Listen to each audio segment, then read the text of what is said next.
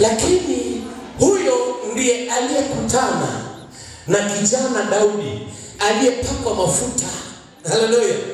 Huyo simba alipokamata mwanakondoo, Daudi akaenda na rungu mkononi, akaenda akashika ndevu, akazinani hivi, Kiswahili nasemaje hivyo, halafu akamwekelea na rungu, simba aliachia, na kama aling'ang'ana aliuawa na Daudi. Kilichomwezesha Daudi kumuua simba ni yale mafuta. Mafuta Roho Mtakatifu.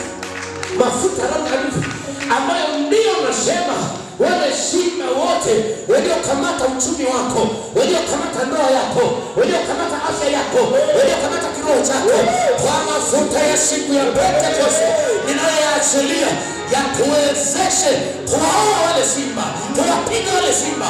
Waachie ndoa yako, waachie mkeo, waachie mmeo, waachie watoto wako, waachie mapato yako kwa jina la Yesu Kristo wa Nazareti. Pokea neema ya mafuta ya ushindi katika jina la Yesu. Tunayaweza yote katika yeye atutiaye nguvu. Na Mungu akutie nguvu upewe kushinda na zaidi ya kushinda. Itikia amen. Amen.